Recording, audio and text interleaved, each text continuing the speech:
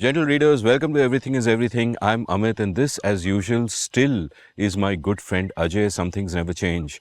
And the idea for this episode is this. A few weeks back, we were talking about Mark Carney, Governor of the Bank of England, who then went on to become Prime Minister of Canada.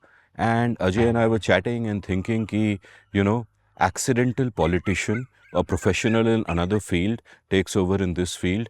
How many people can we think of like this? And we thought of a bunch of people and we decided, hey, we want to talk about this. Let's do an episode. So that's what we are going to do today. But first, I want to ask you, Ajay Shah, that if you were put in a position of power, and we know power corrupts and absolute power corrupts absolutely. So let me rephrase my question. If you were put in a position of absolute power, would you take the opportunity for the good that you could do?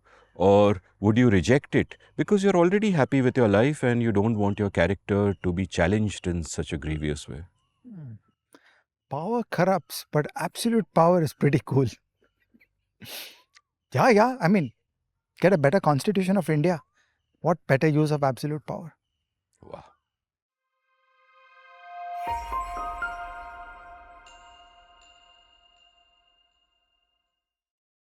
So, this episode will have stories, this episode will have exciting ideas, but the ideas are at the end. First, I want some storytelling, and first I want you to tell me ki central banker becomes prime minister. How did it happen? Give me two different countries. Two different countries, yeah. Central banker of one country becomes prime minister of another country. Tell me about Mark Carney. So, Mark Carney grew up as a normal professional central banking type, okay, hanging out in the beat of money and finance and economics, and very well respected, very well trusted. In 2012, there were some scandals in the UK, and remarkably enough, please note, we are all living the dream of a post-nationalism world. So imagine there's no country, it's easy if you try.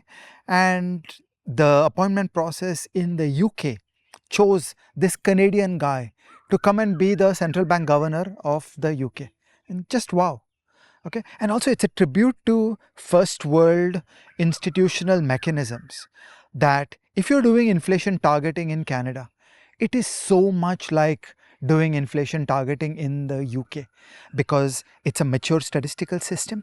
Measurement is sound, the models are good, the research team in the central bank is high quality. So actually then the knowledge becomes portable. Whereas, if you land up in India and try to be a central bank governor, it's an entirely different kettle of fish. In India, the measurement is bad, the models are next to non-existent. You literally have to recreate a whole raft of approximations to deal with your understanding of the Indian economy. The internal research teams have deficiencies. There is a crazy mess of political economy surrounding the RBI.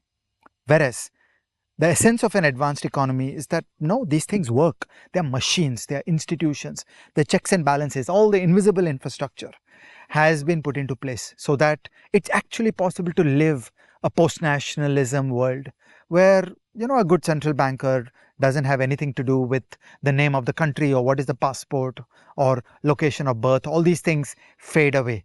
And so Mark Carney came to the UK and he was a reasonably successful central banker, and that worked well. Okay, then he went back to Canada and he became part of party politics in Canada.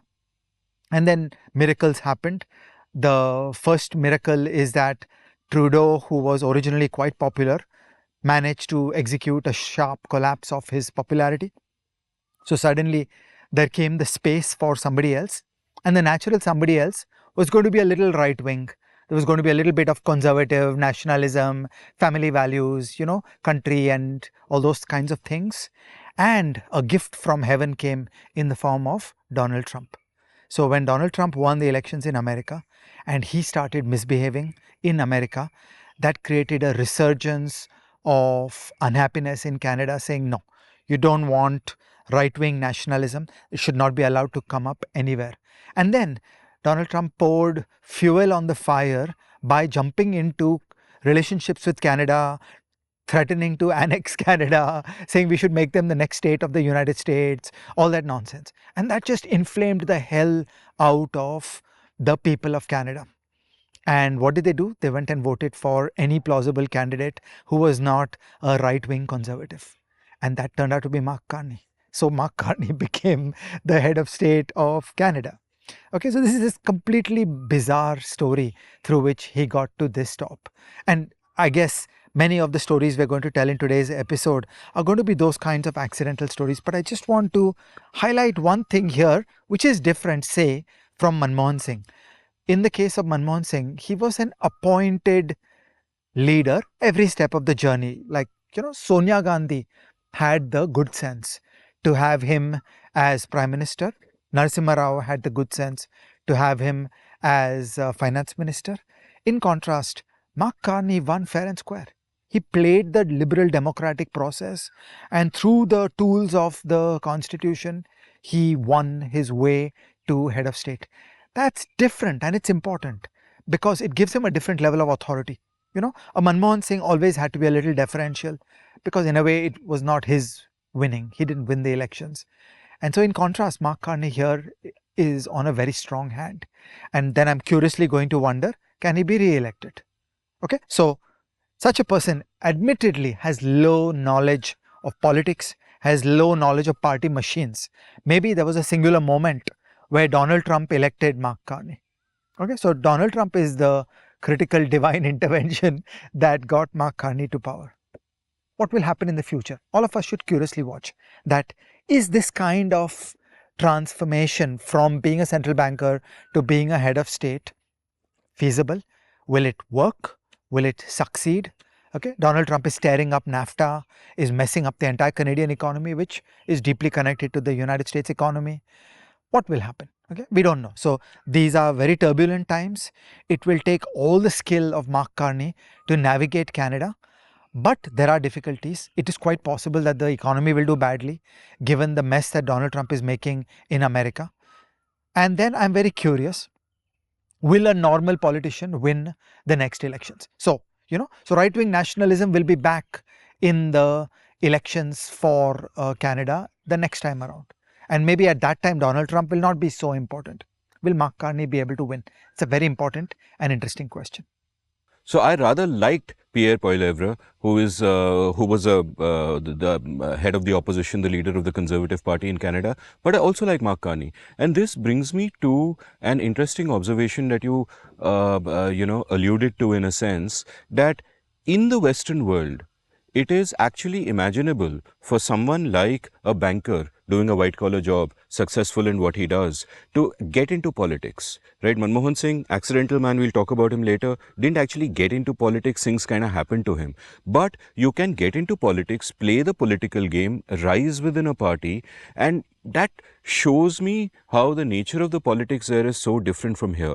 Like here, a white collar person like us would actually never dream of getting into politics. Why get your hands dirty? But if I was American, I can totally see thinking about a career in politics at some point. Another great example of this sort, moving from the business world to the world of politics, is Mitt Romney. 2012 Republican candidate, and a good man, a good candidate, and those were the days you had good candidates from both parties. Look at today, it's just a joke. And I wonder, doesn't that make you sad that, look, in India, no respectable person is actually going to think of getting into politics. You've just got losers and grifters and feudal inheritors who haven't done a day's honest work in their lives. And in the US, it's completely different. Yeah, it is a tragedy. Me too. I have seen American politics when I was there, and there are so many touch points for access where people like us could readily plug into one of the two political parties and get involved. Again, now this is changing. In a Trump MAGA Republican Party, they no longer have room for thinking people. Now they want a certain kind of right-wing populist. But yeah, they've got an entire political system which has access points at all levels, and politics everywhere is genuine and real. It could be a city election, it could be a state level election, it could be at the level of the federal government. They've got the whole institutional apparatus. And in this, I just want to say that we in India have not paid enough attention to the political party as an institution. That people come, people go. But political parties have to have internal rules of the game, norms, culture, and an endless talent pool whereby there are many, many people who start performing various roles. So just like we think of firms getting depersonalized, you need to think of political parties getting depersonalized, and it's very difficult. And I actually think that the Congress party was like this, and the credit for that would have to go to another of the figures we'll speak about later in this episode, Jawaharlal Nehru. In Nehru's time, he was not like a dictator of the Congress party. Typically, you had vibrant local politics within the party. The chief minister of a state would be elected by the legislators of that state. It was sort of a bottom-up process, and Nehru didn't have so much control. You know, in the late 1940s, when the Ram idol was put inside the Babri Masjid, Nehru was so aghast that he asked the Chief Minister of UP, Govind Ballabh Pant, कि इसको हटाओ. And Govind Ballabh Pant, the Chief Minister of UP, and the Home Minister of UP at that time, Lal Bahadur Shastri, both of them refused. That is unimaginable in the modern time, where, if the same party is in rule at the center in the state, the people at the state are basically vassals. And it's really Indira Gandhi who really hollowed out the Congress and started removing and appointing chief ministers at will, and essentially destroyed the party and made it the toothless force that it is today.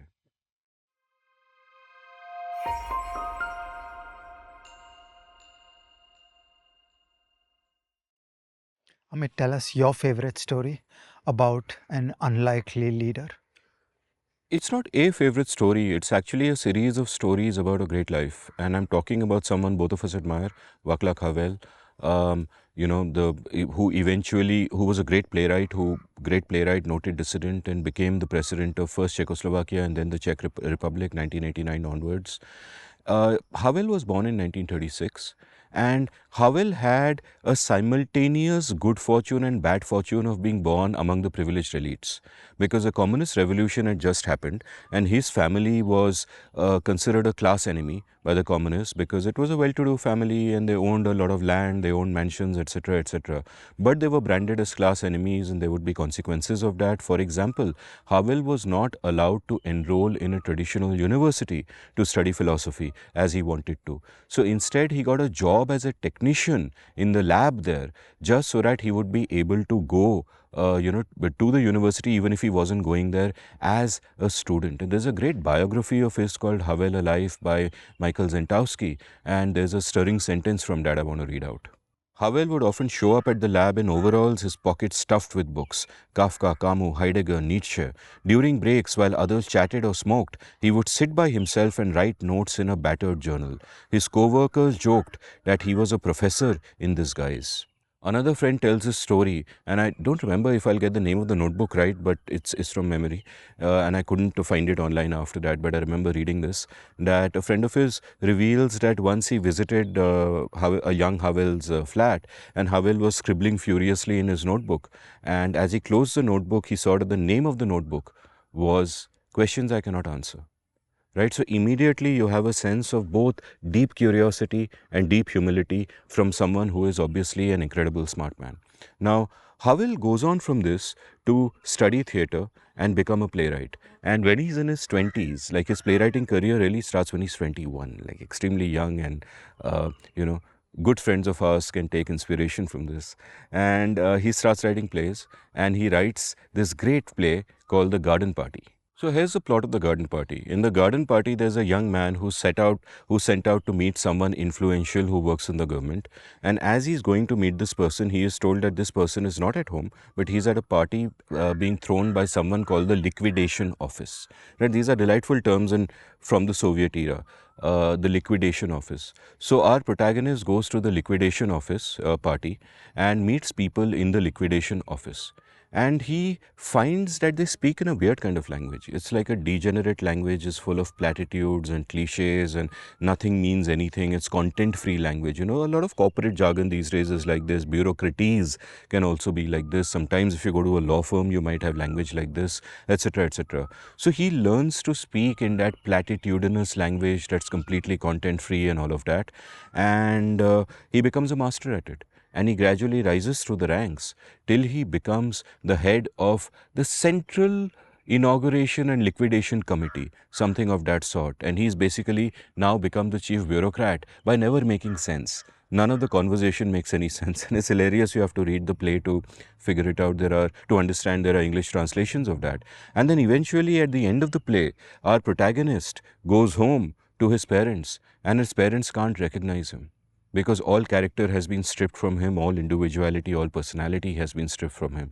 So in a sense, it's an allegory of what the system does and what a particular way of thinking does. His most famous play is a play he wrote when he was 29 years old. It's called The Memorandum, right? And in The Memorandum, our protagonist also faces a certain bureaucratic language which is a completely made up language, much like Esperanto, just for the purpose of obfuscation and so on and so forth. And very few people can read it, and those who can read it are often not allowed to read it without express permission. And eventually, the play unfolds, and you can read the play and see exactly what happens. And there's a famous story that during rehearsals, Havel was telling his actors, lecturing his actors on the importance of language. And he came up with the quote, language shapes reality. And his whole point was that the language you use matters, that it has political importance, that it has moral importance, that if you use a vague kind of empty language, that can often hide what is happening and make everything seem banal and trite. But language really matters. And I have a great example on this outside the context of Havel and in a sense outside the context of politics. So this could also be political. And that's in the context of violence on women. I'll quote Jackson Katz here, where he talks about how speaking in a passive language, a passive voice, can downplay violence on women and who is actually committing it. We talk about how many women were raped last year, not about how many men raped women. We talk about how many girls in a school district were harassed last year, not about how many boys harassed girls. We talk about how many teenage girls got pregnant in the state of Vermont last year, rather than how many men and teenage boys got girls pregnant.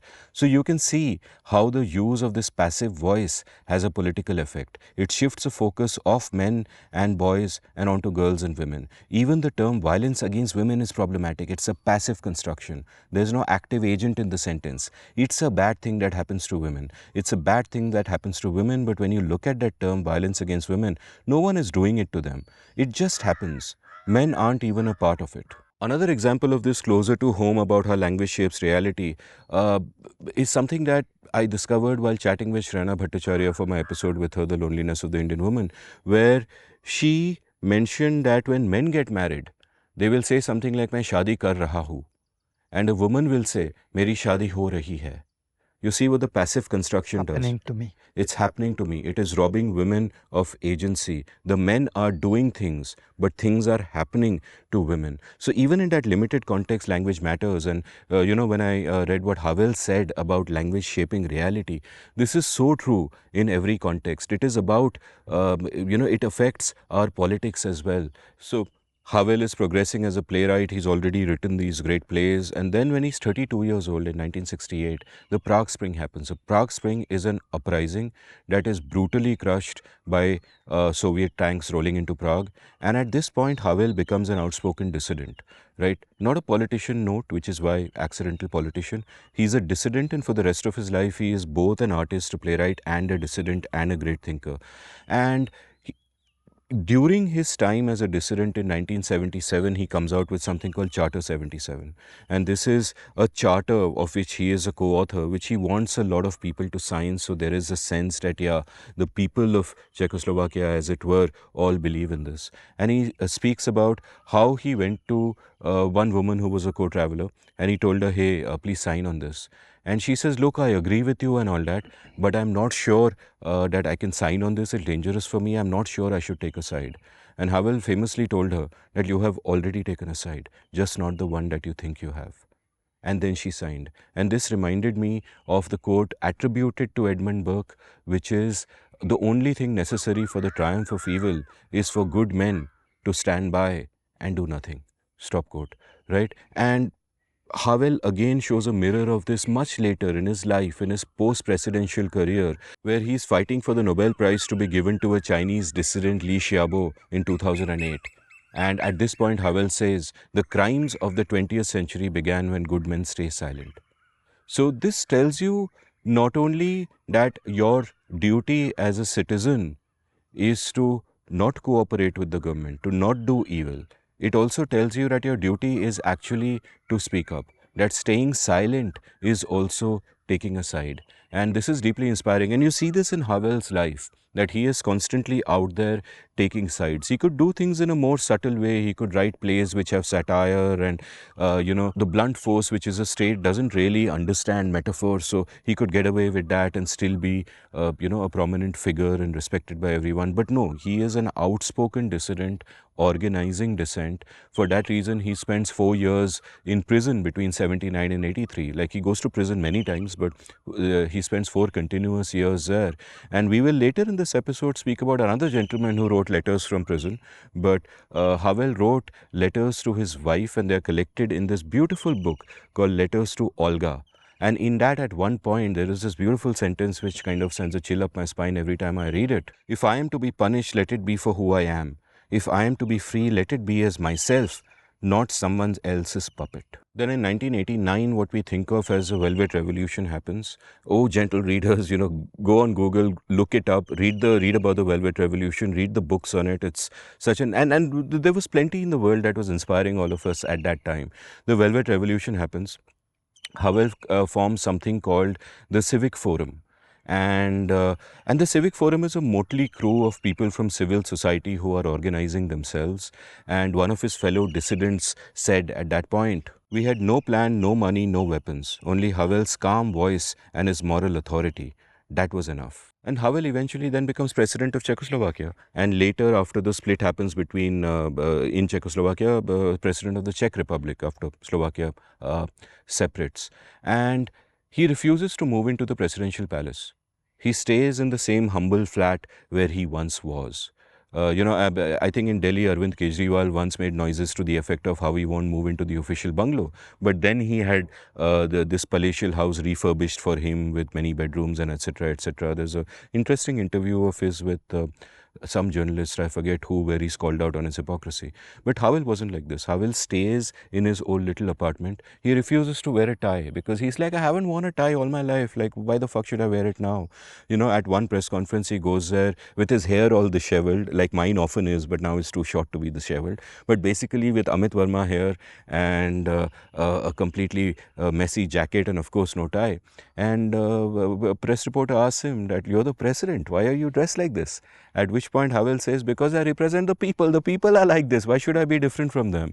Right? And again, you contrast it with how in India, it's almost become a uniform ki white kurta pajama. Everywhere white kurta pajama, sometimes dhoti, and that's like a uniform. And some people might actually wear that, and credit to them for that. The Indian clothes are good for Indian weather, why not? But there are a ton of people who only do that because they're politicians and that is the uniform. And Havel is chill. He's like, I don't give a shit, right? So when he becomes president, he invites Frank Zappa and the Rolling Stones to come and perform in the Prague Palace. Right? He's like, okay, I can call heads of state and I can have important conferences and World Economic Forum and this forum and that committee and G18 and B59. I'm just making shit up. But it's Frank Zappa and the Rolling Stones. So that's the kind of guy he is. And there's a beautiful anecdote which illustrates that even after coming to power, his principles are dear to him and how he doesn't change as a man. And this is an anecdote told by our mutual friend Salil Tripathi, which he told me on an episode of The Seen and the Unseen, that Salil was at a press conference with Václav Havel, and later that day, Havel was supposed to meet Lee Kuan Yew, then the First Minister of Singapore. So Salil raised his hand and asked Havel a question. He said, "Mr. President, I have a question for you. There are some people who hold the view that free speech is not as important as feeding a hungry person. What are your views on that?" And Havel, with complete moral clarity, immediately said, "I disagree with that. If you do not have free speech, how will a hungry person be able to say that they are hungry?" And then as an afterthought, he turned to Salil and he said, "By the way, who says that?" So Salil said, "The person you're meeting this afternoon, sir, Lee Kuan Yew." Right? You can hear a pin drop. The whole place is silent. And then Havel turns to Salil and says, "Then I shall make sure to tell him that he is wrong." Right? And this is so remarkable because when you are in a position of power, you are going to be diplomatic. You're not going to ruffle any waters. You're not going to cause any friction. You know, when two heads of state meet, everything they're going to talk about is fundamentally decided already in advance. Though there's a recent meeting between Trump and Mr. Zelensky, who you will talk about later, which is not at all like that, and both of them accidental politicians as well. But in general, everything is choreographed, and there's a way of doing things. And Václav Havel is my way of doing things is to be authentic to myself. Tie नहीं पहनूंगा, बाल जैसे है वैसे है, 40 साल से ऐसे है, अभी क्यों चेंज करूँ? You know, of course not in Hindi, because while he was a very learned man, he was not aware of this particular language, but you get what I'm saying. So I mean, I can go on and on telling you stories about his life, but just what a phenomenal man, deep admiration of him. On this, I want to say two things. The first is that in terms of the forces that bring such a person to the stage of history, I think that the violence and the lies of communism, the brutality of these totalitarian regimes created an appetite for decency. That after you've been through an orgy of bad behavior, every person just wants somebody who is safe. And at that time, the world is ready to accept a poet. Okay, that's the time where decency triumphs above all. I remember I was discussing with Josh Feldman after Trump won, after the first Trump period, that you remember after Richard Nixon, there was an appetite for decency, that people saw the small trivial crimes of the Watergate scandal, right? Oh, how helpless we were in those days. We thought that those are dreadful things. Standards of crime have changed. Indeed. After Nixon, there was an appetite for a decent person. And so you get a Jimmy Carter, okay, a sweet, competent person that you can trust. Like the highest quality was an ethical perspective rather than other aspects of real politics. So I feel similarly about a person like Havel, or think of a Lech Walesa. They brought moral qualities to this. It was the only way to survive against the USSR. You could not do hard power against that kind of regime. Okay, so again, you couldn't fight the British Empire with guns. You needed a Gandhiji. Okay, so like that. That when you come out of the years of communism, there is a window of time for a truly decent person. Then after that, you get more normal politics, and it becomes more who has the machine and who can manage the polling booth. Those kinds of considerations become more important later.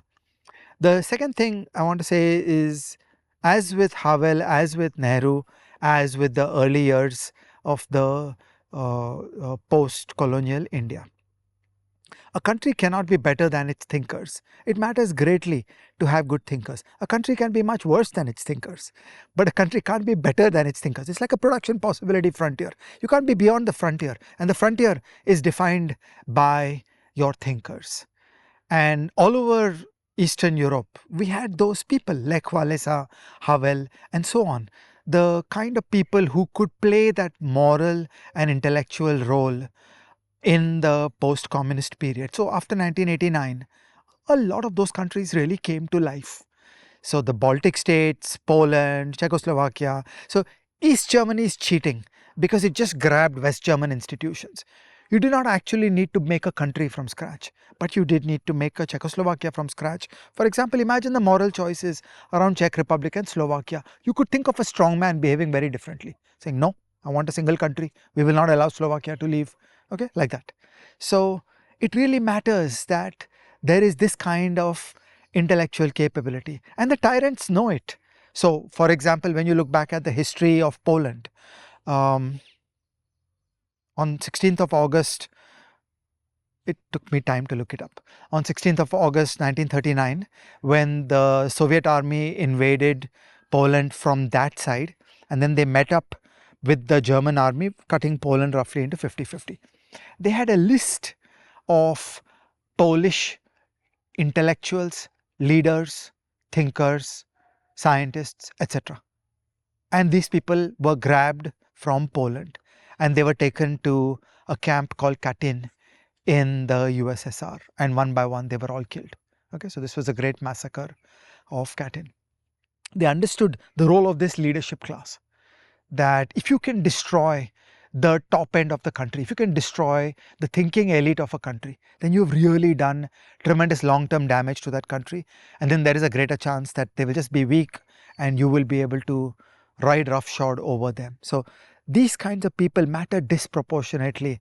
And it is so great that a person like Havel came through that nightmare from 1936 onwards and just survived into the post-Soviet era. And I'm really glad you mentioned Jimmy Carter because yes, he was a good man and a decent man. And while obviously there are no other parallels. He wasn't an intellectual at anywhere near the same level as Havel, but he had one thing in common with Havel: his disdain for the way presidents are supposed to dress. Jimmy Carter was the first American president to wear jeans in public. The famous photograph of him as president wearing jeans and saying, "Bhai, ye to main hi hu. This is who I am. Like, what's a big deal? Why can't I wear jeans?"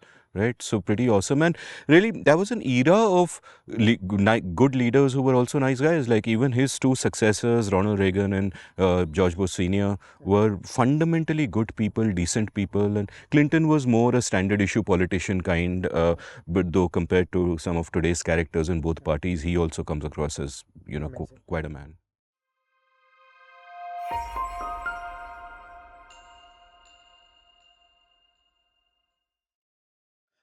Amit, when we started planning this episode, you said Nehru belongs in this. Was not part of my original conception. Tell us why. I feel Nehru belongs to this because if you look at his life, like today you look back, you'll think, oh, India's first prime minister, obviously a politician, electoral politics, won every election, etc., etc. But that's not how he started, and that's not why he started. He did not start with the intention of winning an election and coming to power.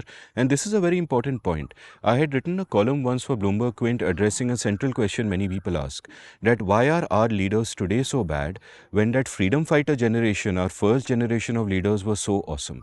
And there you look at that generation of leaders. You look at from Nehru to Gandhi to Patel to Rajgopalachari to even Shyama Prasad Mukherjee. All of those guys were outstanding leaders and great thinkers. And the question is why? And the answer for me lay in economics, it lay in incentives, right? That none of them were career politicians. When they entered the different battles that they entered those battles not to come to power and make money and all of that. They entered those battles because they believed in a set of principles and they were crusaders for those principles, and therefore they came into politics and they were outstanding people. And there are pros and cons to being a non-politician in politics. We'll discuss those later. But that is what set those men apart. And therefore, it's important to look at Nehru and look at his life, because to me, he's totally an accidental politician. He was on a different kind of moral mission, and it just so happens that he was the right guy at the right place, or the wrong guy at the wrong place if you don't like him, but irrelevant. It just so happens that circumstances put him in that position. Whereas you look at the incentives of leaders today. Today, politics is a dirty game. Politics is all about rival mafias fighting to get that monopoly on violence so they can make money and lucre for themselves and their backers. And it will attract that kind of person. If Jawaharlal Nehru was 20 years old today, trust me, I don't believe he would contemplate politics as a career. I think he would do great things wherever he was, but he would not contemplate. Maybe he would be an intern at XKDR Forum. Who knows? It's possible. So that's my little spiel on why I wanted Nehru, and I wanted you to talk about him because I know how much you admire him. So I share your sense that this is really a singular figure, that, generations from now, men will scarcely believe that such a person would have walked the earth. And when we look at his life, it is full of things that don't seem like a politician. And my favorite story is the Chanakya story. Okay, so he was prime minister, and a letter appeared in the Hindustan Times which criticized Nehru, saying he's becoming like a Julius Caesar. Power has been concentrated with him. He's surrounded by sycophants. With the wave of his hand, he dismisses one person or another, and he's becoming Caesar, and you guys should get together and dethrone him. And this was signed Chanakya. And some years later, it turned out that the author of that letter was Jawaharlal Nehru. Okay, can you imagine a sitting Prime Minister of India publishing an article saying that this prime minister has become too powerful and this is not a healthy state of affairs? Okay, similarly, all of us have grown used to tryst with destiny to the point where it's become a little bit of a cliche. But you need to step out of that well-worn feeling and just look at it with fresh eyes. Here you have a man literally 15 minutes before the speech scribbling on some random piece of tissue paper, and look at the writing. So when Salman Rushdie edited the book of great Indian writing, it makes sense that Tryst with Destiny is chapter 1. This is just one of the transcendental pieces of writing. This is Nehru. This is what he could do. This is no normal person. This was a thinker, a dreamer, an idealist. Similarly, look at a man spending 9 years in jail. Okay, note, 9 years in jail. Okay, I say A, credit to the British that they kept him in reasonably decent conditions. It was a pretty luxurious jail. For example, the British did not do that with Savarkar. Okay, so I don't want to say all British treatment of all prisoners was good, but certainly the British treatment of the core elite of the Congress party was decent. Okay, they thought Savarkar was an irrelevant figure, also a more violent figure, so they were going to behave differently. Whereas they treated Nehru reasonably well. What is the meaning of reasonably well? There was no air conditioning and there was no heating. The jails were horribly hot and horribly cold. But he had books and he had notebooks, and he was not physically beaten while he was in jail, which is a very decent environment compared to today's Indian jails. And what did he do? He sat and he read books and he wrote books. He wrote letters to his daughter, which is one of the earliest books that I read. I read glimpses of world history as a child, and it was just wow. It was that feeling of a father telling stories to a daughter. You literally had that feeling. It was exactly how my father talked to me. So I feel so much about that book because I got that sense of a parent talking to a daughter. It's Glimpses of World History. What a phenomenal book. And similarly, Nehru is the author of The Discovery of India. I consider it one of the most important theoretical books about India. Like, he literally salvages a concept of India deeply grounded in Indian history and fully free of hatred. It's not an angry book at all. It sets the stage for a modern synthesis of India in a modern world, being able to be comfortable with science, being able to become a liberal democracy. Sort of, he worked out that theory. And these are very complex theoretical problems. So, getting from the Catholic Church to the Reformation is no small war. And it is a war of ideas. It's not just about hard power. It is about imagination. It's about crafting a story that makes sense, that hangs together, and that we are able to evangelize and we are able to tell each other. A moment ago, I talked about the idea that a country cannot be better than its thinkers. And we in India just got lucky that, Nehru, Gandhiji, Ambedkar, a whole bunch of others, after 1947, it's very difficult for any fledgling country to find its feet. So, if you look at the post-colonial experience all over the world, partly they were bedeviled because of violence, that many of the leaders of the anti-colonial movement had taken to guns. Then it's really a very bad situation. The means matter. It's a very bad situation, and then those countries are going to be in a frenzy of violence again and again and again.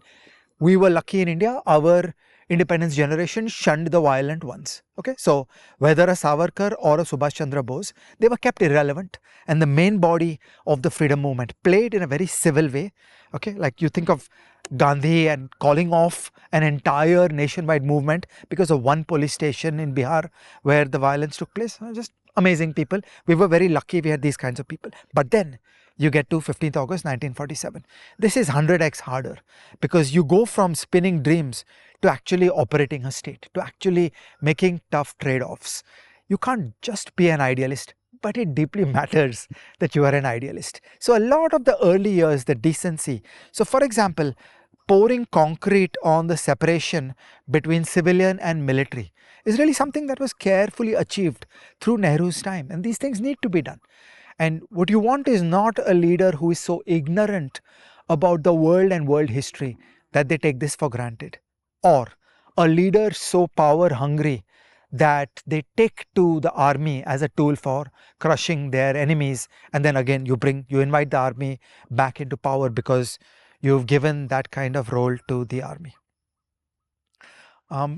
Unlike many other technocrats, Nehru, while he arose out of a bunch of accidents, and we should totally underline all those accidents. I mean, like, this is a highly educated English speaker who's come back from the UK. Okay, like there is no political career in India going to happen readily. There's a series of accidents that brought Nehru to power, not least the success of the Indian anti-colonial movement. Okay, so if you go back to 1914, and if there was no First World War and Great Depression and Second World War and Atlantic Charter, the British were not going to have left in 1947. And so then everything works out different. If the British had stayed 20 years more, then it's not Nehru's time. Okay, who knows how things would have worked out. So there's a series of accidents. And then also Gandhiji, that it takes a Gandhiji to choose a Nehru. Again, very decent people, not any simple realpolitik argument that leads to the choice of Nehru. And Nehru was anointed by Gandhiji. He was not necessarily the only choice out of that galaxy of great people.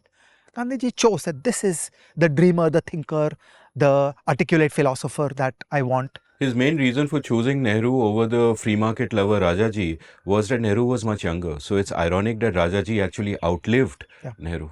So Nehru actually graduated from that anointed position to mass popularity. The people of India were delirious about Nehru. So, in the modern age, you can't imagine people going to a rally voluntarily. These are all just manufactured crowds. In modern India, nobody is taking interest in any politician. Everything is a show. It's theatre. But in those days, people trekked for a week to go catch a glimpse of Nehru. And what glimpse of Nehru? There were no big screens. It was not like modern rock concerts.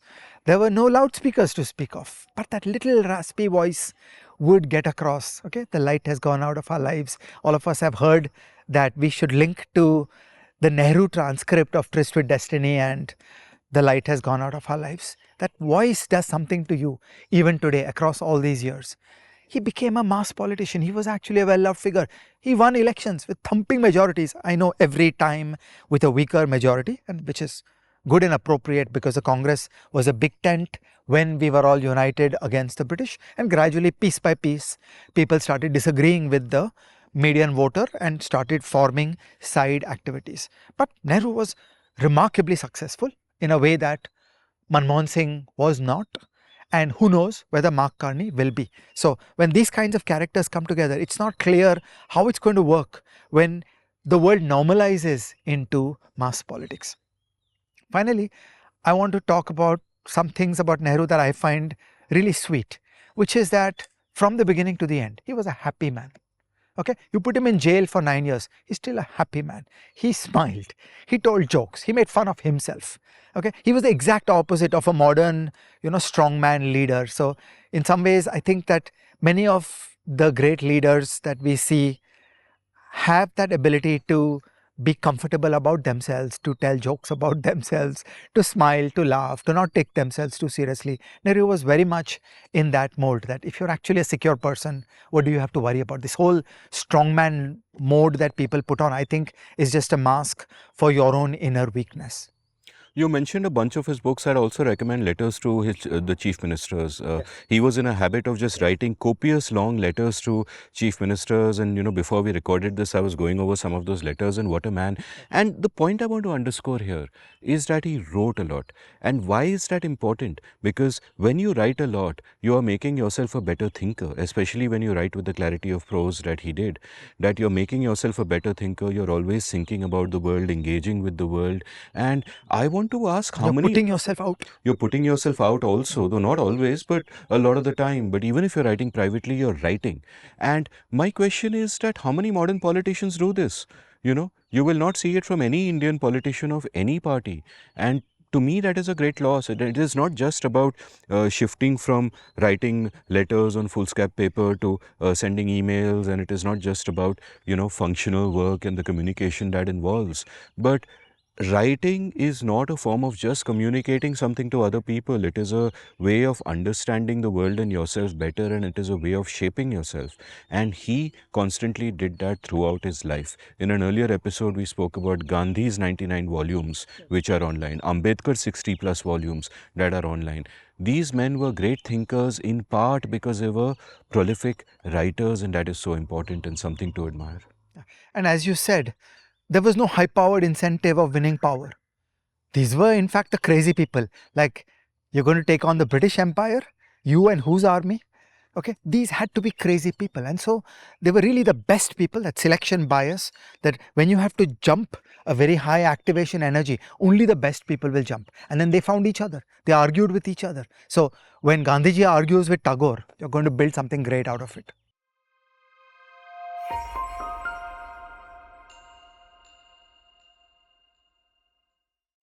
There's only one of the characters that we are going to talk about today who one of us has met in person, and that is you. You have, in the sense, you have met him, you've hung out with Manmohan Singh, you've worked with him closely, you have written famous memos that led to, I can't speak about it in public, I know, but that led to consequential agreements with other superpowers. So, tell me a bit more about this man, because he's such a fascinating figure that the events of 91, the accidents, the circumstances lead to a career economist and a central banker being elevated to the post of finance minister and then much later prime minister. And both of, at least the first UPA term was pretty good. The second one, not circumstances outside his control kind of messed it up. And of course, 91 to 96 are just glorious years for us, hundreds of millions of people coming out of poverty. Tell me more about him. I never worked directly with him, but I was part of that world. And all of us roughly know the story. This is a man who was an economist, and what most people don't know is that right at his PhD thesis, he was an iconoclast doing novel new things.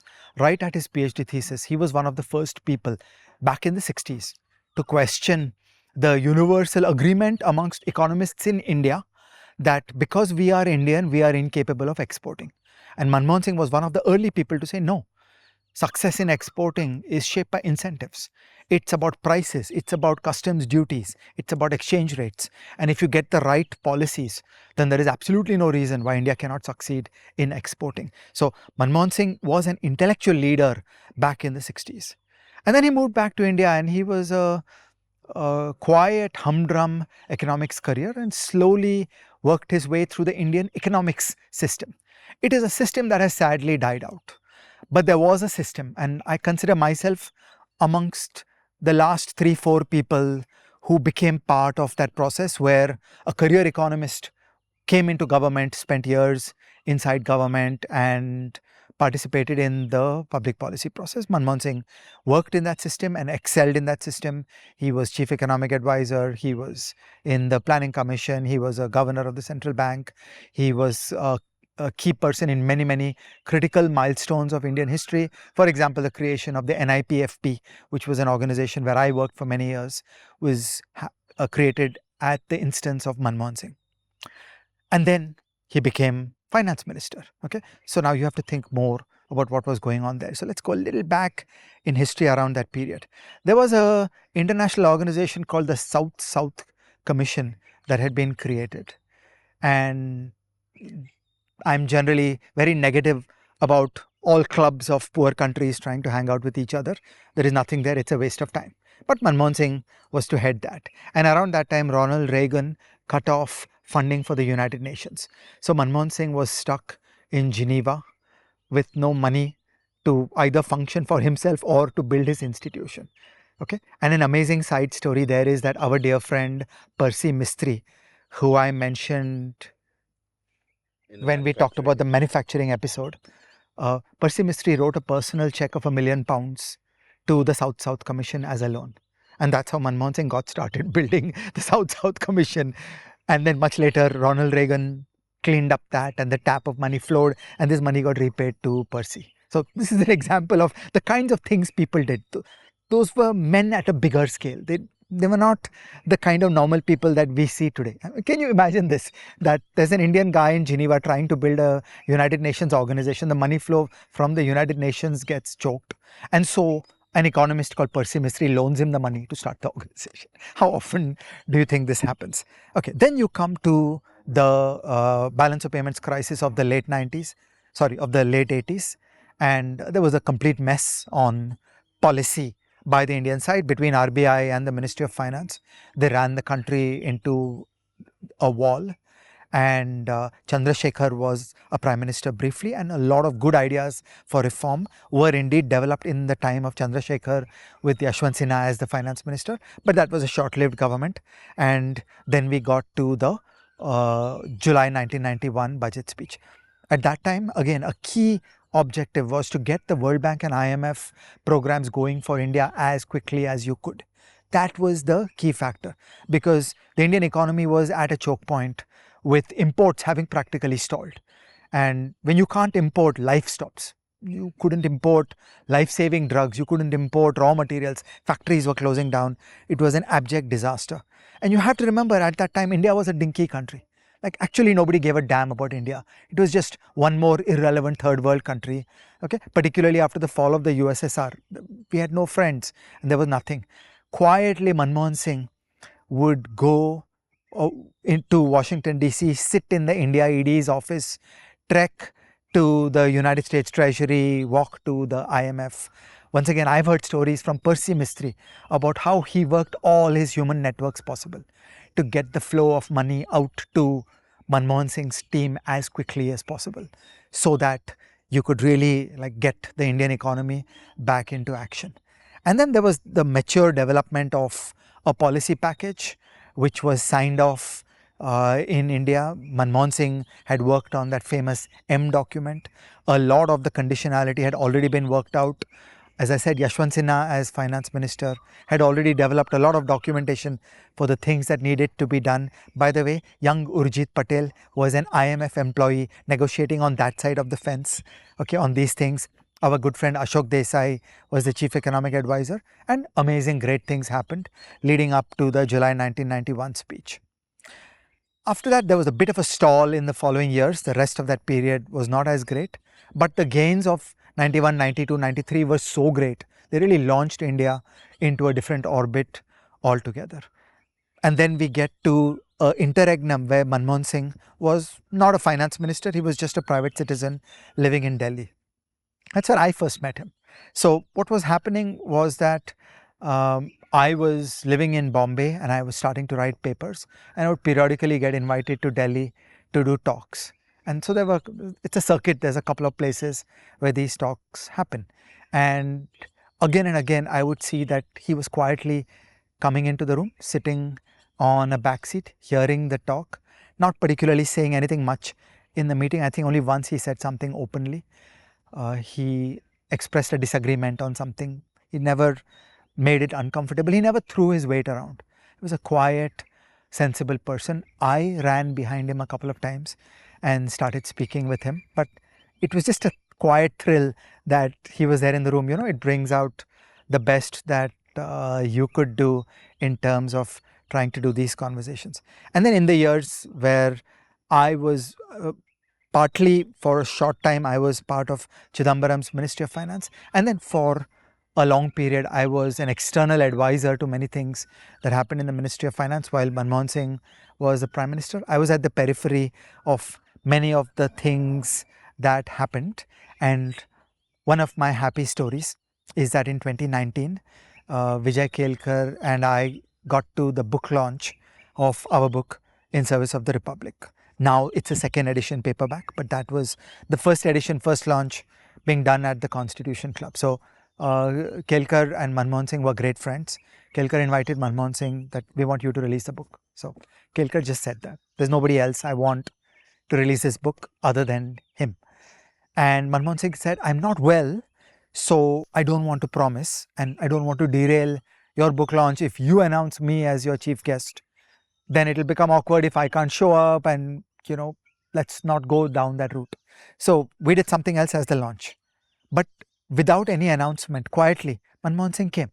He just came to the book launch. He sat in the front row and he shook hands and he said to me, this is a very important book. Thank you for writing it. And he just took the trouble of coming and participating in these things. So that's Manmohan Singh, a remarkable character. And I think we underestimate the richness and complexity of being an Indian finance minister and an Indian prime minister. You could be a darn good economist in India, but you're not ready to be a finance minister. You're not ready to be a prime minister. Manmohan Singh brought all the pieces together. He had deep institutional knowledge of India, which I know most economists don't, which I know I don't. He had deep institutional understanding that this is how a finance commission works. This is the meaning of the union and the states. This is the way in which a state government interacts with a union government. This is the relationship between the Minister of Finance and the RBI. This is what the RBI does. This is what the MOF does. And that's just a incredible body of knowledge. He dug in for decades and decades. He quietly lived in India and he built that knowledge by participating, by doing, by being humble, not by being flashy, saying, fly me into a top position overnight because I'm a smarty pants economist. He did the hard work, he learned the institutions. Then second, he brought a surpassing decency. He was good to every person. Nobody has a bad story that this was a bad guy to me. He just built coalitions, he persuaded people, he gently moved a climate of opinion. Okay, if in the early 60s he was a radical firebrand, his life of decency and humility kept moving positions, kept moving the views of people and building a coalition of interesting, cool people, good people who would start thinking in new ways, always quietly nurturing, encouraging, carrying good people forward. And that's how an entire community came together. That's how a paradigm shifts. And in meetings, he would find middle grounds. I want to make a bold analogy between Manmohan Singh and Vajpayee. For me, this is the analogy. This combination of decency, goodwill, respect, bringing people together, knowing all the good people of the country, knowing who are the right people you want to bring together for what projects, being able to forge political bargains. Manmohan Singh and Vajpayee are the people of that caliber. To some extent, maybe Narasimha Rao also, but I did not personally experience that. But in my direct observation and personal experiences, I did not directly work with either of the two, but I was one deep and I was involved in policy with both. I saw style correlations between both these people. They were dreamers for India, they were visionaries, they thought in new ways, they were not willing to settle for mediocrity, they were free of a lot of the old nonsense that made India weak, and they brought consensus, coalitions, they bubbled up good people, they made good appointments, they assembled good teams, and that's how between the two of them you get the glory of the 1991 to the 2011 period where India got a 4x of GDP growth. This is the most successful period in 5,000 years of Indian history. This is such an inspiring story, and mid-episode recommendations for our viewers. Do check out the Seen and the Unseen episode on the 1991 reforms. You and Shruti Rajgopalan were my guests, and Shruti also put together the 1991 project, which is absolutely fantastic, a treasure trove of material. We did an episode called The Reformers, where we spoke about many of the other people who were with Manmohanji on this journey, but not him himself, because I was running that episode mostly and I didn't really know enough about him. But after everything that you've just said, unfortunately, by the time I thought that should I call him to the Seen and the Unseen, Montek Aluwali had already been there, many other protagonists of 91 were there. But unfortunately, Manmohan Singh's health didn't allow for that, otherwise it would have been fantastic. But my God, what a man, and what a great accident.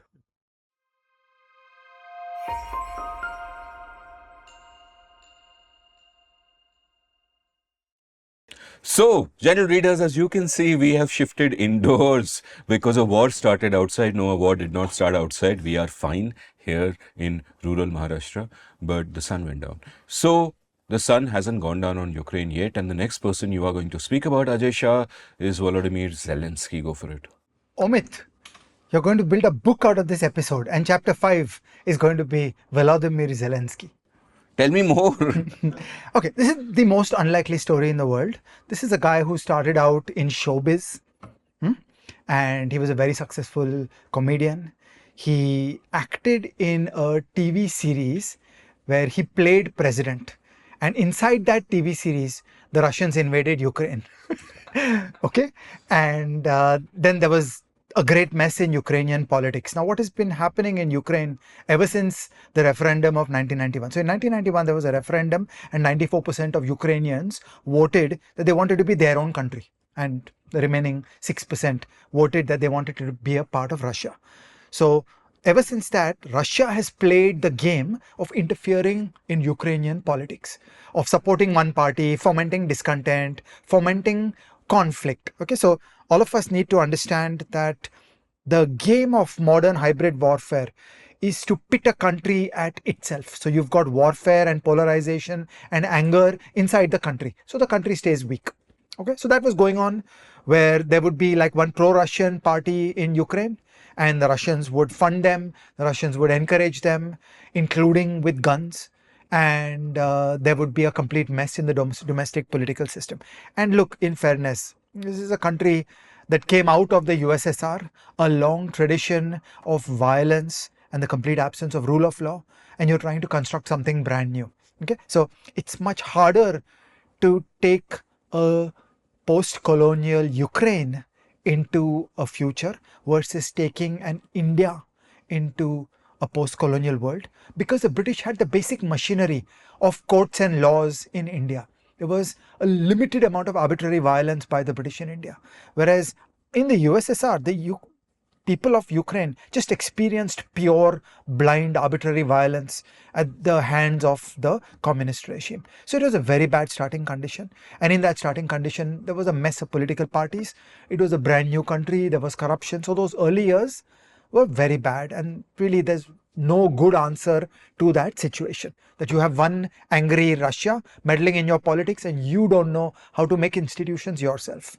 And in the European Union, there are rules about joining the European Union. And so Ukraine was not able to join the European Union. Just for a contrast, immediately after 1991, Poland joined the European Union.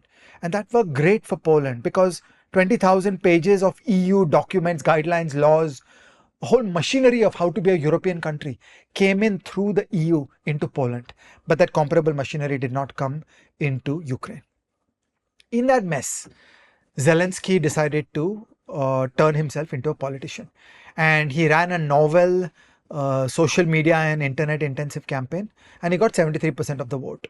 He was seen as a clean figure who was not part of the normal mess of one pro-Russian party, one corrupt party. That was the way things were configured, and Zelenskyy managed to get in. I mean, he was a new person, and he was a little clueless, and he made many mistakes in the early days. Now, the fact that he was a comedian, I think, has a role to play in the history. The fact that many European countries at that time had a female defense minister, I think, has a little bit of a role to play in the history, because Putin is a strong man. Putin is not a deep, thoughtful person. Putin is deeply grounded in maleness, in the arrogance and anger of a strong male. So Putin instinctively underestimated Zelenskyy. Putin thought, this guy's just a TV comedian. What will he do? Putin underestimated Western Europe. He looked at women defense ministers and he thought, they are women. What will they do? I believe these are parts of the steps that led up to the mistake of Russia's invasion of Ukraine in February 2022. Okay, now shortly before the Russian invasion of Ukraine, we had a crisis in Afghanistan where the Taliban launched an offensive and the local Afghan government just melted away. Okay, they ran away. There was a pell-mell chaotic withdrawal. The Americans covered themselves in shame with a stupid, badly managed withdrawal. Again, Putin saw that. Putin mistook that as the loss of American power. It was actually a mistake, meaning the American military was not yet a compromised institution. But Putin saw that and thought, oh, these guys are so clueless, or they are foolish enough to take bargains seriously, to take deals seriously. And they respected some dates and deadlines that Trump had said so much that they accepted a pell-mell crazy withdrawal. Putin saw this as weakness. The withdrawal was under Biden and it was Correct. he who screwed it up. But the dates were chosen by Trump. And the correct answer was, look, we're going to stay for 6 months more. But once you are a liberal democracy, you bind yourself by agreements. And so when an agreement is made, you'll do it. And even though it was a bloody mess, they thought it's better to abide by a deal rather than stay longer and do a more managed withdrawal. Putin saw this as weakness, that you're so weak, you are worried about a deal you made with the Taliban. It's like, come on, you can't be serious. All these factors led up to Putin's invasion of Ukraine. And then just like the Afghan regime had melted away when the Taliban came in, everybody expected the Zelenskyy regime would melt away. Okay, I thought that Kiev is so close. Like there was an armored thrust from Belarus to Kiev. I thought that this is over and the Russian tanks will be in Kiev. So, I would have thought You need to run away to Lviv. You need to become a government in exile sitting in Poland and then run an insurgency and make their life hell. That I was confident that a Ukrainian opposition could make it worse for a Russian occupation of Ukraine as compared to what the Mujahideen did in Afghanistan. On the simple argument that higher literacy, more engineering knowledge. Okay, the Mujahideen were illiterates. So the damage they could do, a clever scientific and engineering opponent can do far better. Ukraine has the skills. So the people of Ukraine would make life miserable for Russia. But I expected that the tank offensive would work. And this is where you get to Zelenskyy. Zelenskyy chose to stay put. By the way, it is believed that on the first night after the invasion began in the morning, there were 3 separate assassination teams that came for his house. And just imagine that level of fear. Just imagine how bad it is to be with a wife and 2 small children. And 3 different assassination attempts happen in one night. But he woke up the next morning and he said, I'm not leaving. And so there's this amazing line by Zelenskyy saying, where he says, my place is here. My place is here. I need ammunition, not a ride. So when he was offered the chance to get out, I don't want a ride, I want ammo. Well, the exact line is, my place is here. I need ammunition, not a ride. And he chose to dig in and stay. So one by one, various Western countries opened their eyes and say, oh, wow, these guys are standing. Like, look, it's very important. Would you really send a lot of military kit to somebody who is about to fold? So you need to know that the person you want to back has the stomach for a fight.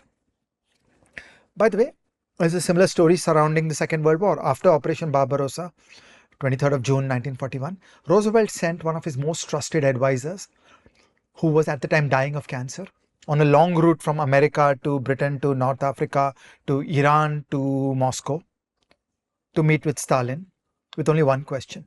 Judge, will he stand and fight? And the person sent back a short message saying yes. That he met Stalin and he felt the judgment that the person will stand and fight.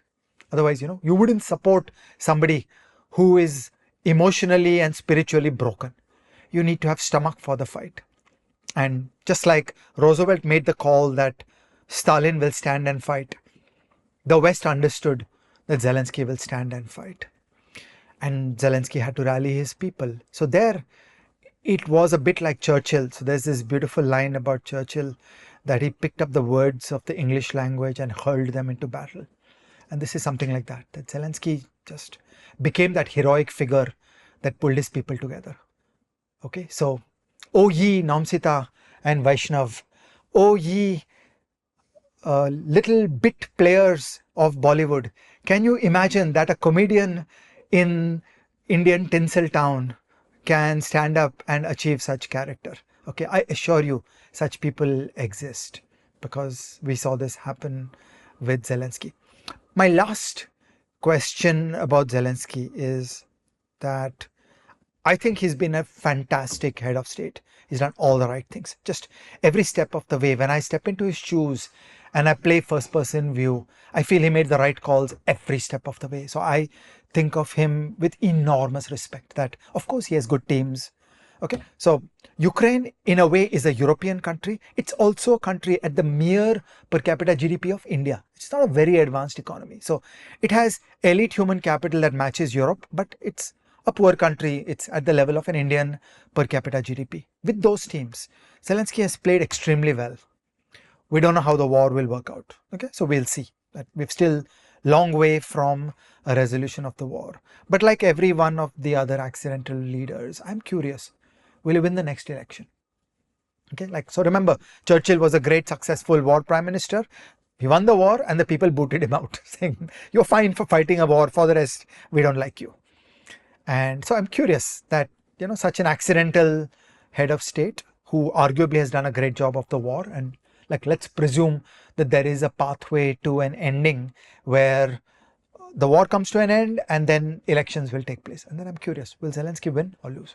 I will answer this question in the next chapter, but first I wanted to say 2 things. I want to say Namsita and Vaishnav are not bit players in Bollywood. They are future superstars of world cinema. So kindly hold your horses. Do you have any horses, Ajay Shah? acquire horses and hold them These are my close to horses you. in the race. You can't hold these horses. Quiet. Stop it. And the second thing I want to say, I am forgetting now because I'm just so horrified with your behavior. What was the second thing I was going to say? The second thing I was going to say is that Zelensky is extraordinary in all the ways that you mentioned, and one that you did not mention. And this is one way in which Churchill cannot compare, Nehruji cannot compare, Havel, for all his skills in theatre, cannot compare. Zelensky played the piano with his dick. And we're going to show a video of that over here in his time as a comedian. Excellent stuff. I love it. You know, it takes courage to fight the Russians in the battlefield, but it also takes courage to take the risk of going out on stage and making a fool of yourself night after night after night. Do not underestimate that courage. That is also to be greatly admired.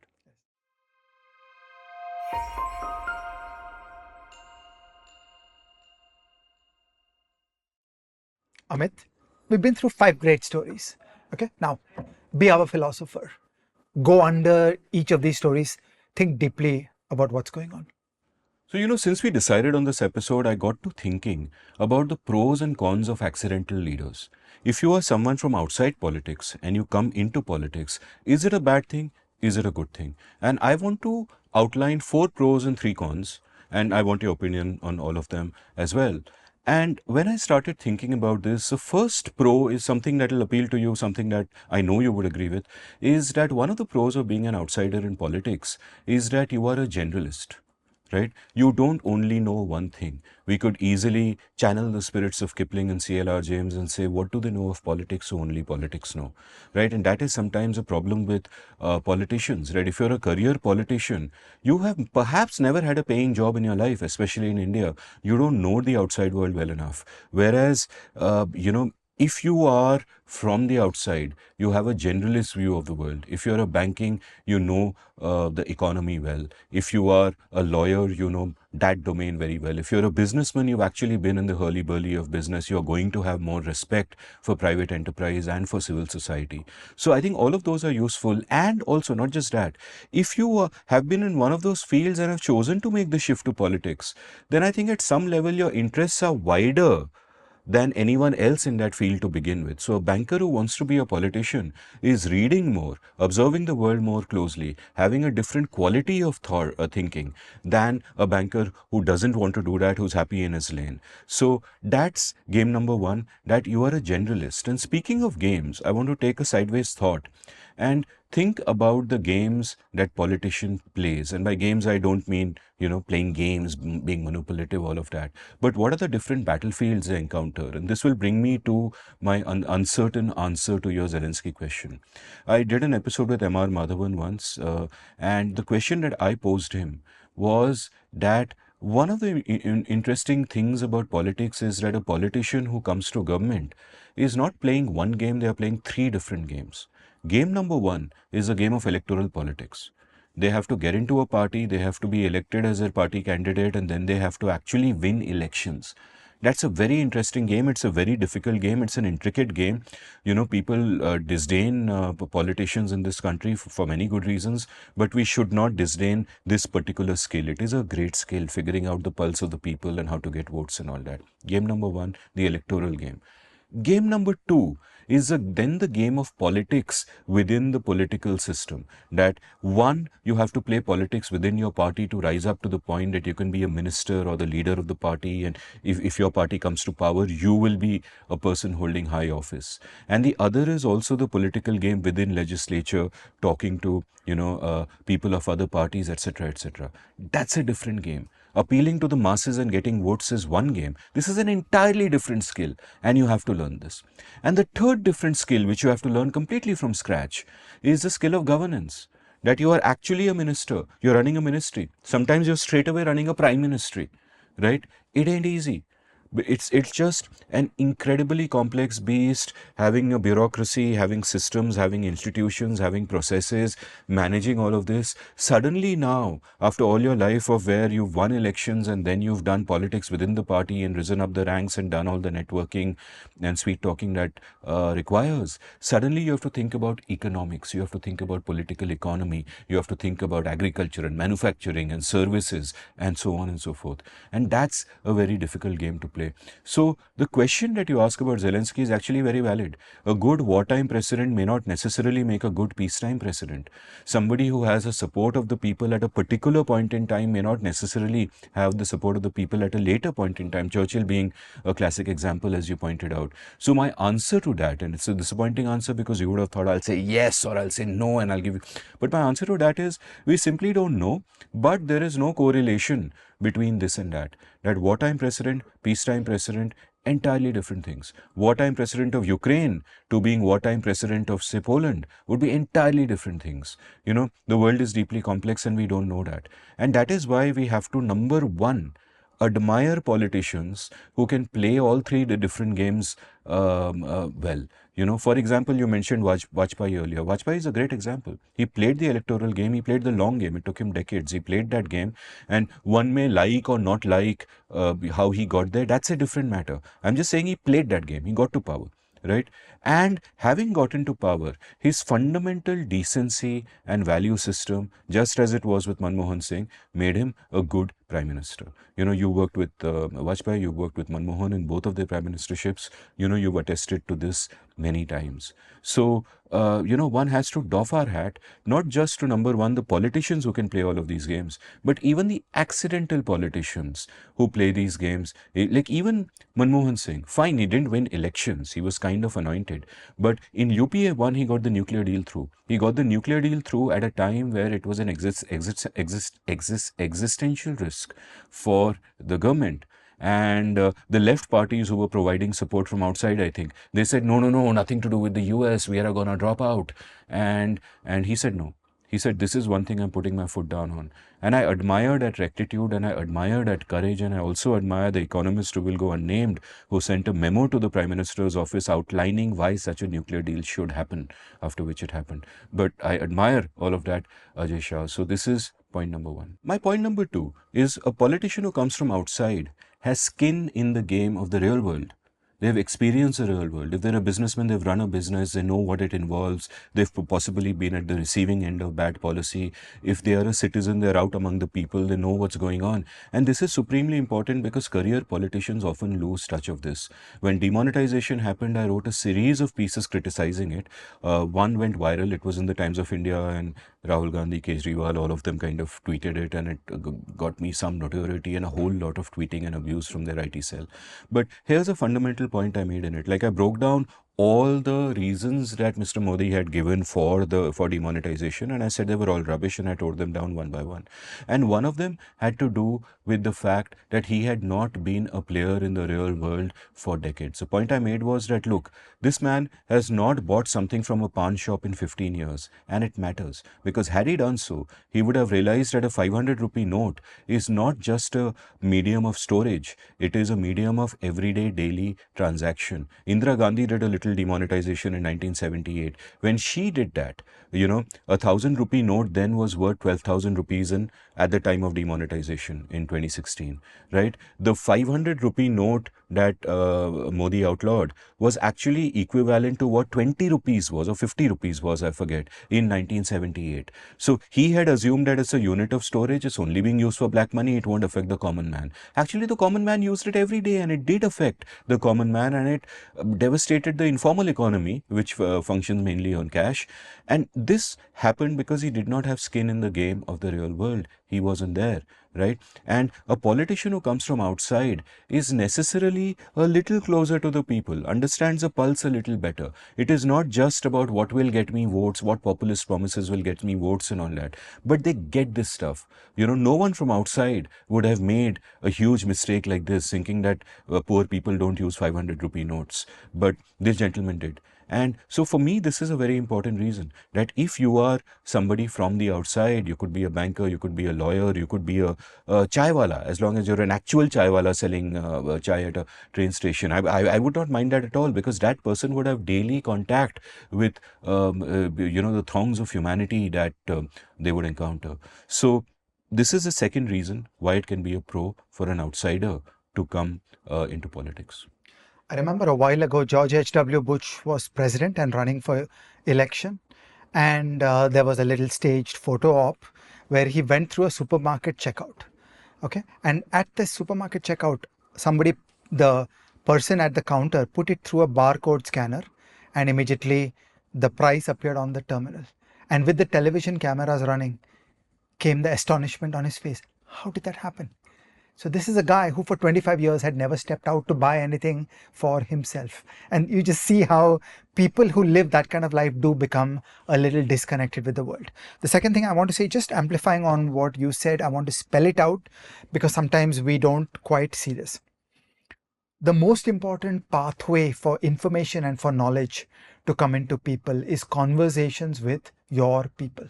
So when a person has come through the world, a Havel has come through the world, a Zelenskyy has come through the world, they have a vast network of real human beings. And those real human beings are not reverential because you've just become a head of state. And they'll tell you like it is. So you get far more access to information. So intuitively, think of the role of independent directors on a board. Okay, why do we want a majority of independent directors on a company board? Because inside a company, it will be groupthink.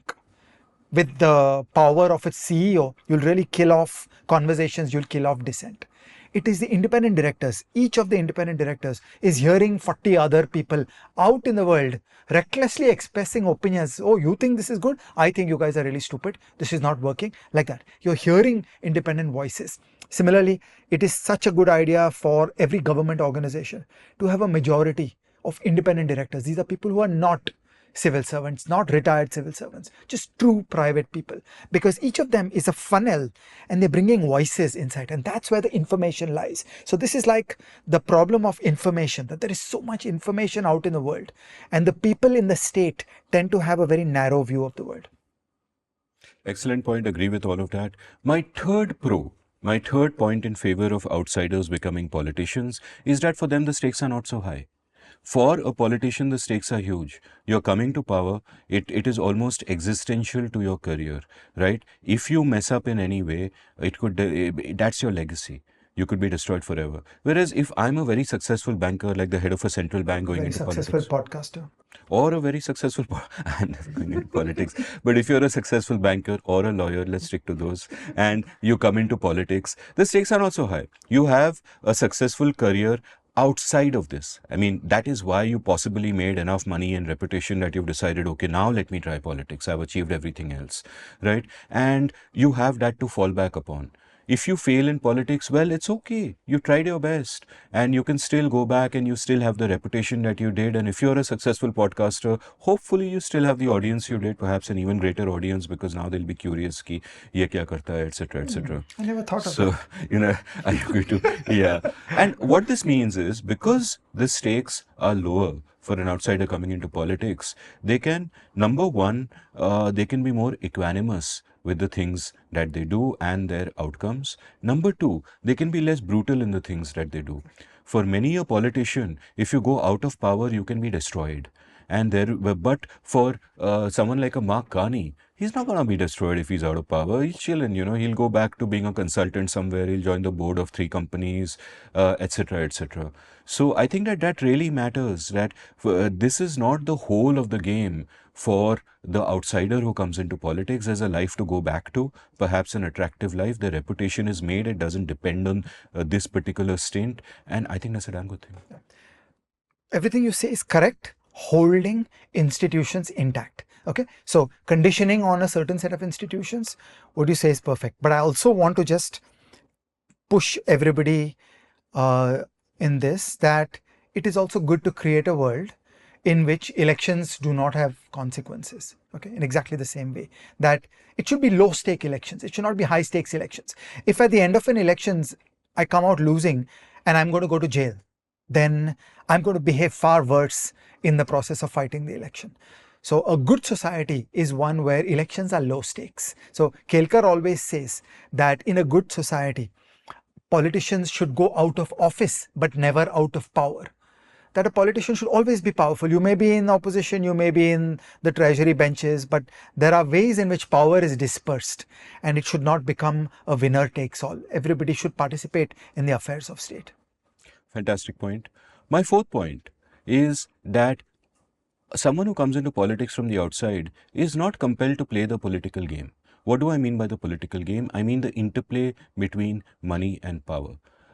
Especially in a large, messy democracy like India, the fact of the matter is you need a whole amount of money. I was going to say shit ton of money. It's fine. I can say it. It's my show. You need a shit ton of money. And I'm going to say it with assertion because hey, it's my show. You need a shit ton of money to fight elections in India. You know, many crores for just to be a corporator, right? And then you need a return on investment. Somebody's got to fund you. Why should somebody fund you? You know, everybody doesn't go out there with the good intentions of a Percy mystery that Manmohan Singh is doing something good.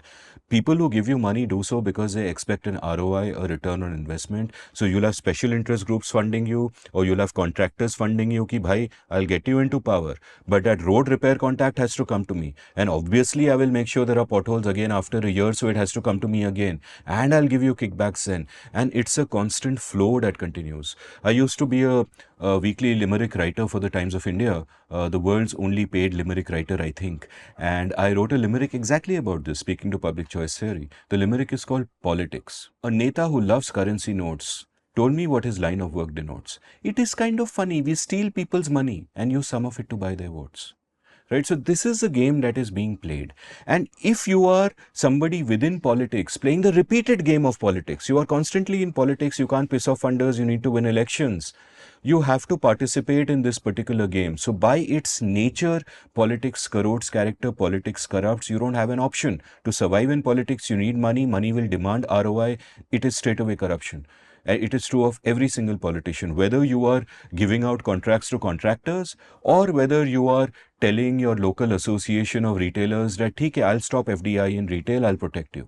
Whichever way, there is corruption involved. Whereas if you're an outsider, you're not in that repeated game. You've played some other game, now you've come into politics.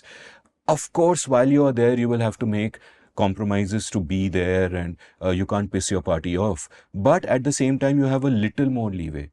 You are not obliged to play this game in such a deep embedded way and for such a long period of time. So I think that can be a pro. I think the game at a certain level, the game in politics is inescapable, but there is a slightly higher likelihood that somebody from outside will find a way to stay out of it. I also want to link it up to integrity. When you are a Havel, when you are a Manmohan Singh, you stand for something. It is not easy to turn around after a lifetime of having forged a character to become a simple deal maker. So there is a place for deal making, but there is a kind of integrity that these people bring, which is absolutely unique. It's just a related version of what you just said. Outstanding. Let's go to the cons. You have any more pros to add? Let's go to the cons. Con number one, if you're a politician, if you're coming into politics from the outside, it is harder for you to get things done because you know the system less well. You don't understand the politics quite so well when you're dealing with other politicians in your own party and outside. You don't understand the bureaucracy so well. There is a chance with every politician that, today's prime minister will be yesterday's minister somewhere or yesterday's chief minister somewhere, and you have experience in governance as well as you come up through the ranks. An outsider may not have that. They might be helicoptered into either the prime ministership or external affairs minister or whatever, and you may not have that deep experience of the politics or the bureaucracy. And a classic example of this is actually the Manmohan Narsimha Rao partnership, right? Manmohan Singh did amazing things with the economics because he knew just what to do. He had helped Montek with the M document and he had his team in place. He knew exactly what needs to be done and he did it. But it was made politically possible for him by Narsimha Rao. Narsimha Rao was a person who had been an insider. Indeed, that's how he's known. That's the name of his book. He as an insider for decades. And I have a great episode on Narsimha Rao. We'll link from the show notes with our friend Vinay Sitapati. And Narsimha Rao had that political nous avenues, as it were, to be able to do the manipulations and the compromises and the negotiations to make the reforms happen. And so a lot of credit has to go there. I think Manmohan was right as a finance minister. He would have been wrong as a prime minister at that moment because he might not have been able to do the political maneuvering required. But the combination was great. Narasimha Rao could do the politics and Manmohan could do the economics, and also Manmohan knew the bureaucratic infrastructure and our institutions inside out. So between them, it's such an amazing team, and we were so lucky at that time. So this is sort of a great illustration that if you are a person from the outside, you can go mad just trying to navigate the bureaucratic mess or the deep state, as it were, or the other politics that you have to contend with. My second point is that an outsider, while he could be a good generalist and know a lot about the world, he may not be as knowledgeable or as steeped in policy matters as regular politicians, right? If you've been a politician and you've been in a government 10 years ago and then you were out of power and then you're back in government, over time you've seen all the files, you've seen all the committee recommendations, you've seen all the committee reports, you understand what's happening. You understand those processes. Agricultural reforms 2002 to 2020 are moving at a certain pace. You know the temper of the moment. You know the directions things are going in. You have grappled with issues before. Whereas if you're coming from the outside, you may not have grappled with those issues before. And even if you have grappled with those issues when it comes to, the sky high economic thinking, my principles say that this is the right thing to do, you may have no understanding of the political economy. That fine, X reform may be good to do. How do I get it through the bureaucracy? What is the transaction cost of making it happen? What friction will take place while shifting from this equilibrium to that equilibrium? You have no idea of all of this. And chances are that a seasoned politician may have a better idea. I'm reminded of 1996 when Labour won the elections in the UK, and they had a difficult time getting going because Labour had not been in power for a while. And there was a quote from somebody inside, we pressed the levers of power and nothing happened. Okay. In other words, you did not know the levers of power. You just didn't know what to do. You and I have the EIE episode, A Country is Not a Company. That it's a completely different knowledge set on how to do policy, and it's very difficult to acquire that knowledge. My final con is that if you're a politician from outside, you may not be able to carry your party with you or get very far in the party because their incentives are different. People who are career politicians are playing a repeated game where they have to keep standing for elections every 5 years, every 2 years, whatever the case may be, state elections, national elections, local elections. And that is a game that they are constantly playing. And their incentives are different. Their incentives, in fact, will go towards a status quo bias. They won't want to do anything radical. You might think that, oh, from my vantage point, I can see this amazing policy. We should totally make this party policy. But from the party's point of view, it could be high variance. If you are going to remain in the party for the next 30 years, you don't want to play a high variance game. You don't want to rock the boat.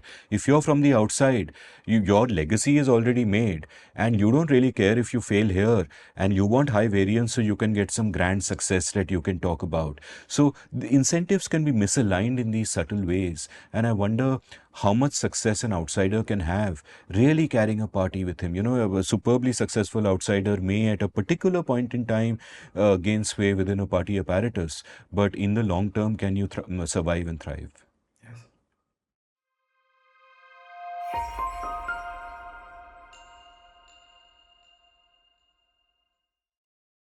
Ajay, what are your recommendations for the day? Yes, Minister. Yes, Prime Minister. As you were talking about the complexities about the world, and we were remembering our EIE episode, A Country is Not a Company. One of the loveliest set of books, the funniest books that I've read are Yes, Minister and Yes, Prime Minister. They take you with genuine insight into the world of real world politics and change. They're both masterpieces. I will add to that all of Nehru's books. You've already kind of mentioned them.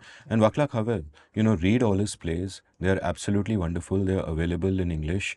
And also, there's an extended essay by him called Power for the Powerless. It's a wonderful extended essay, and the latest edition of it has an introduction by Timothy Snyder. Both are worth reading. And Havel's memoir, To the Castle and Back, is also a wonderful book. So I recommend you check that out, gentle readers. I hope you enjoyed this episode. Give us episode ideas in the comments. Like, subscribe, do these things. And they don't listen to me. This is why I could never win a politician. No one would vote for me. They might like me, but they won't vote for me. Let me try. Gentle reader, do like, subscribe, write comments, tell your buddies, come to this show. Let's hope you're better at this than I am.